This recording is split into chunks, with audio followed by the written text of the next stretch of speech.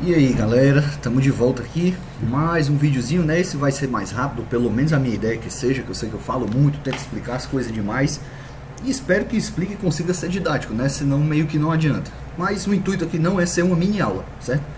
Esse daqui é o vídeo sobre o último post que eu vou soltar lá no Instagram, né? Então, estou tentando sempre fazer nesse formato de soltar o post com o texto ali, né? Já que a rede social do Instagram é uma rede ali de um conteúdo mais rápido, a galera só para, lê e pronto. E quem chegar aqui no YouTube, certamente é a galera mais interessada, eu acho válido a gente aprofundar e comentar mais um pouquinho, né? Pegar o texto ali que eu montei e destrinchá-lo aqui. Então, o que seria em relação a isso daqui, né? Dieta hipercalórica para quem merece. Então, vamos destrinchar isso daqui melhor, né? Como foi o prometido. O que acontece, galera? Isso aí já é praticamente senso comum que a gente precisa comer para poder crescer, né? Se o sujeito ali, né? Aquele cara, aquela menina, tá num processo ali, numa fase de ganho de massa muscular, né? Óbvio que vai envolver um treinamento ali voltado para isso, mas a gente precisa também entrar na parte da dieta com o substrato, com a matéria-prima para que isso ocorra, né? Sendo um pouquinho mais técnico, a gente precisa deixar o ambiente com um balanço nitrogenado positivo. Você já deve ter escutado sobre a dieta hipercalórica, questão de bater a proteína, talvez isso daqui, né, sobre o balanço nitrogenado positivo, talvez para alguns seja novidade. Basicamente, né, a proteína vai ser o macronutriente que nos dá essa molécula do nitrogênio. O nitrogênio, quando fixado, é que vai favorecer o processo de síntese muscular. Então, assim, destrinchando. Para que a gente bate proteína? A gente bate proteína para poder bater esse nitrogênio. E esse balanço nitrogenado positivo, né, é que vai favorecer o anabolismo muscular. Da mesma forma que se a gente termina com um balanço nitrogenado negativo, né, logo a gente vai ter um aumento do catabolismo muscular, da destruição desse tecido, né? E aí que entra a proteína. Somente na proteína, né, no macronutriente da proteína, a gente vai ter a molécula de nitrogênio. Ah, mas onde é que vem a importância dos outros macros? Ainda dentro desse contexto do nitrogênio, né? Tudo bem, carboidratos e gorduras não fornecem a molécula de nitrogênio para a gente. Mas existe ali, né, uma taxa, digamos assim, de fixação desse nitrogênio. E isso é feito com calorias não proteicas. Então, basicamente, a gente precisa de quê? Bater a proteína para bater o nitrogênio, bater os outros macros para conseguir fixar esse nitrogênio. Não adianta eu empurrar nitrogênio se eu não estou conseguindo fixar, né? Fazer com que ele faça o papel dele, certo? Que seria tornar esse balanço positivo, logo, né, possibilitar um anabolismo, uma síntese proteica mais elevada, né? Um anabolismo muscular. É basicamente para isso que a gente bate calorias, que a gente bate proteína, certo? Tudo gira em torno desse nitrogênio. Mas enfim, é senso comum, né, que a gente precisa deixar as calorias ali no positivo, já favorecendo esse mecanismo que eu acabei de explicar, para que a gente tenha um aumento da massa muscular. Mas o que pouco é falado é que isso é um dos mecanismos, apesar de ser um dos principais, mas isso é um dos mecanismos, dos mais importantes, para favorecer o ganho de massa muscular. Significa o quê? Existem outras variáveis que a gente pode mexer, certo? Ela é uma das principais, mas não é a única, e nem sempre a gente começa por ela, né, para favorecer o processo de hipertrofia muscular. Por exemplo, de antemão, será que faz sentido? Um indivíduo iniciante, acabou de entrar na musculação. Será que faz mesmo sentido eu dar uma dieta hipercalórica para ele? Bufo, daqui um caminhão de caloria. Dentro desse caminhão de caloria, bufo, uma chibatada de carboidrato, né? Para poder treinar e crescer. Sendo que o cara é iniciante, ele acabou de começar e às vezes ele nem sabe treinar. Ou o sujeito veio de uma doença, né? Veio de alguma coisa ali, de uma lesão, alguma coisa que ele não consiga performar, ele não consiga ter o máximo de performance no treino. Será que é condizente eu dar um caminhão de calorias para ele, um caminhão de carboidrato para ele?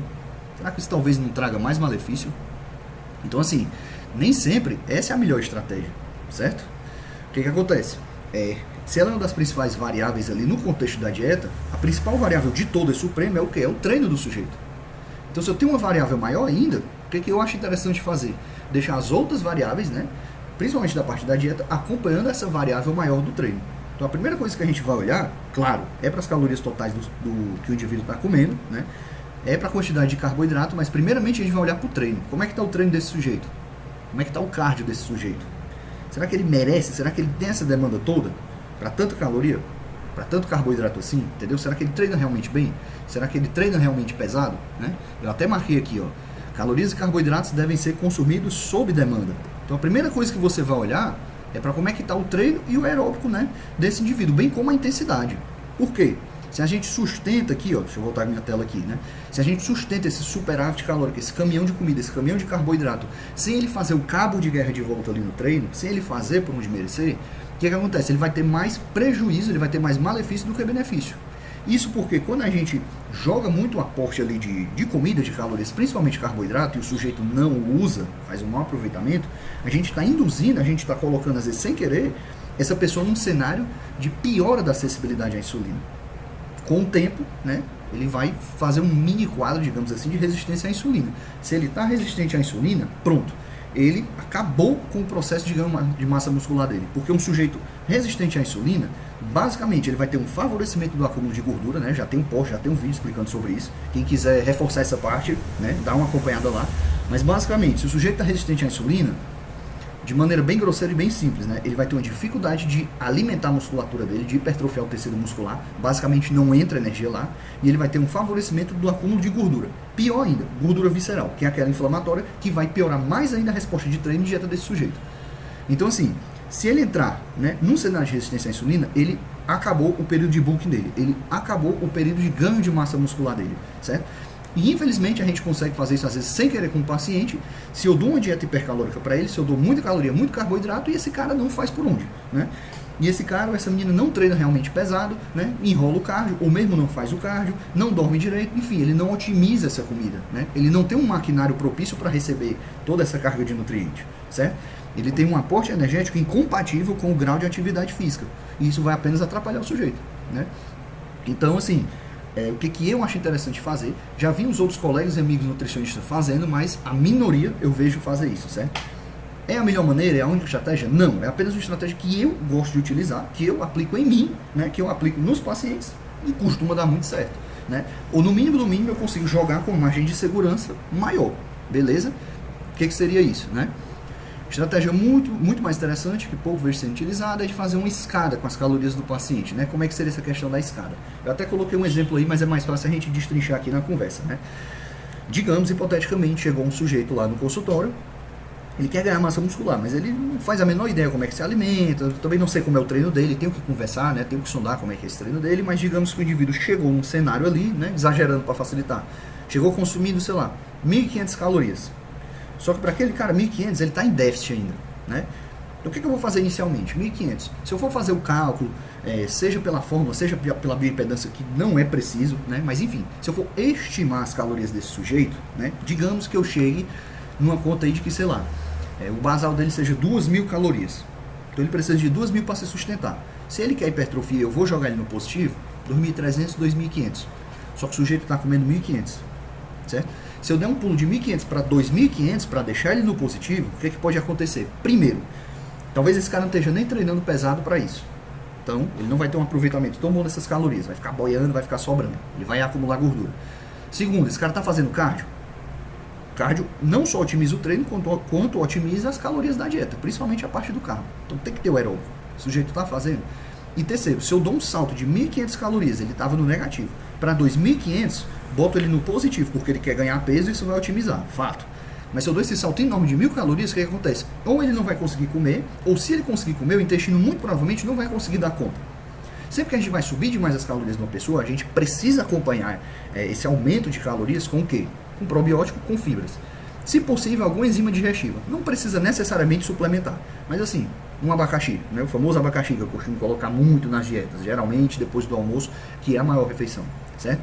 Não adianta só empurrar a caloria para a pessoa, tá aqui, cara, toma aqui um caminhão de comida, caloria, carboidrato, não adianta dar esse caminhão de comida se o cara não consegue otimizar aquilo dali, seja porque o corpo dele não está preparado para aquilo, não consegue absorver, o intestino não consegue mandar para dentro, não consegue lidar, e o cara vai ficar tendo diarreia, seja porque o cara não faz por onde merecer, porque ele não treina que preste, né? O cara ou a mulher, enfim, que seja a pessoa ali, né? Então assim, tem que merecer as calorias, tem que estar com um treino realmente pesado, condizente, volume de treino, e tanto quanto o cardio, certo? Lembrando, se eu dou comida, eu preciso otimizar essa comida. Se eu dou comida para a pessoa, eu preciso fazer com que ele consiga absorver essa comida, certo? Se não preparar o intestino e o treino não tiver condizente, a pessoa só vai ter prejuízo, só vai piorar a sensibilidade à insulina, só vai inflamar esse intestino, vai ficar com diarreia, enfim, vai ficar com sonolência, vai ficar pesado, retido, tudo de ruim, menos ganhar músculo, certo? Então, continuando aqui. Basicamente, vai aumentando aos poucos. Voltando ao exemplo inicial que eu criei aqui, né? O sujeito chegou 1.500 em déficit. Para ele estar no hipercalórica, né, superávit, seria mais ou menos 2.500. Só que se eu subir de 1.500 para 2.500 vai dar caca, não vai dar certo. Então o que a gente pode fazer? Inicialmente, pega esses 1.500, sobe ele para 1.800. Ele ainda vai ficar no negativo. Mas dentro desses 1.800, você coloca mais carboidrato para ele. Baixa um pouquinho a gordura do cara, pega essas calorias, bota de carboidrato, bate a proteína, pronto. Tu já jogou 300 calorias a mais e dentro disso mais carboidrato. Isso vai ter um impacto no treino dele. Ele consegue ganhar alguma musculatura. Ok, concordo, não é o cenário ideal. Se ele tivesse superávit calórico e treinando bem, ele ganharia mais. Mas às vezes o cara não consegue dar esse pulo. Então tu saiu de 1.500, déficit calórico, para 1.800 aumentando o carbo do cara. Ele ainda está em déficit, mais menos e com mais carbo. Ele vai treinar melhor. Passou o tempo, tu deixa esse cara no normal calórico, ainda com muito carbo. Tu deixa ele no basal. Tu deixa ele ali no ponto morto, digamos assim. Entendeu? E ele vai entrar em déficit por conta do treino, não porque a dieta dele está em déficit. Isso é o que a gente chama de recomposição corporal. Nesse cenário de normocalórica, é plenamente possível, né? Tanto porque eu faço isso, eu já vi gente fazendo, vida real, não foi coisa de YouTube, coisa de post, né? Amigos meus que treinam comigo, eu vejo fazendo essa estratégia e dá certo. Você deixa o sujeito ali na normocalórica com bastante carboidrato e um puta treino, um puta cardio, o cara cresce e ganha gordura ao mesmo tempo. Dá pra fazer isso. E a mulherada também consegue fazer isso. Já tem um vídeo, um post só falando porque que a mulherada se subestima muito dentro da academia. E não é verdade. Principalmente quando a gente fala de membros inferiores. Que muitas levam até vantagem acima do macharão. Mas vamos voltar aqui pro nosso vídeo, né? Então, enfim. Tira o cara ali da dieta do déficit dele. Tira ele da hipocalórica. Tira ele do negativo. Bota um negativo menor com mais carbo. Depois, deixa ele no ponto morto. Deixa ele na normocalórica. Daí, se ele fizer por onde merecer, pô, o cara tá treinando realmente pesado, o cara aprendeu a treinar, tá treinando pesado, não tá enrolando, não tá fazendo corpo mole, tá fazendo cardio, tá dormindo direito, beleza, amigão, você liberou, né, que nem no jogo, você liberou aqui, você desbloqueou a sua habilidade, a sua skill aqui de dieta hipercalórica. Show! Agora você empurra, tá aqui mais comida, tá aqui mais carboidrato. Lembrando, você não precisa seguir esse número mágico de 500 calorias. Eu geralmente costumo subir de 300 em 300. Mulheres às vezes 200 em 200. Mesma coisa vale pro cut, quando a gente quer queimar gordura, né? Geralmente eu faço o quê? Diminuo de 200 e 200 calorias, peço para aumentar o cardio, certo? Então, vá devagar. Se o sujeito, né, se a pessoa tá crescendo bem, crescendo seco, ganhando performance no treino, pô, tá melhorando o shape e a performance, que é tão importante quanto, né? A gente quer sempre subir o teto ali de resultado. Se a pessoa tá crescendo, tá melhorando o treino com menos comida, não tem porque você dar mais. Você só vai diminuir sua margem de segurança, entendeu? Então assim, cuidado, vai devagar, vá sempre fazendo uma escadinha, certo? O impacto ali no corpo, a agressão, digamos assim, o susto ali no corpo é bem menor fazendo isso. Então se o sujeito chegou todo lascado, vai devagarzinho, não tira o cara de um alto déficit calórico com uma puta dieta hipercalórica que ele não vai dar conta. Vai fazendo escadinha tanto para mais, no processo reverso também, vai fazendo escadinha para menos e lembrando de ir subindo o cardio do sujeito. Tirar comida demais também não é legal, certo? Tirou muita comida, prejudicou a performance de treino da pessoa. E a pessoa sempre precisa treinar mais e melhor, para poder comer mais, para poder ter mais resultado e sofrer menos, né? O fato é que o indivíduo, quanto mais avançado, mais ele pode afrouxar a dieta, certo? E alguns não fazem nem questão de afrouxar. Então, basicamente, onde eu quero chegar, né? Dieta hipercalórica é para quem merece por treinar pesado. Dentro do treinar pesado inclui o cardio, certo? Tem que otimizar a refeição. Tem que ter o probiótico e tem que ter o bendito abacaxi, né? Que seria a enzima digestiva. Senão o intestino não vai dar conta. Então, treine pesado, cuide do seu intestino. Pronto, você vai fazer por onde merecer um caminhão de comida, uma dieta hipercalórica e os carboidratos. Beleza? E outra coisa, o próprio corpo irá começar a pedir. O que seria isso? A pessoa nota.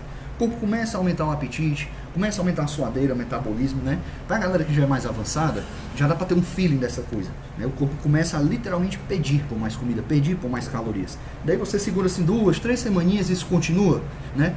Realmente tá na hora, entendeu? Mas assim, isso é pra galera mais avançada que já treina, que tem um feeling. De antemão, o que é que eu sugiro? A boa e velha escadinha, certo? Não mude ali da água pro vinho de uma vez, vai passando por vários tons e você vai, né, fazendo uma crescente e uma decrescente.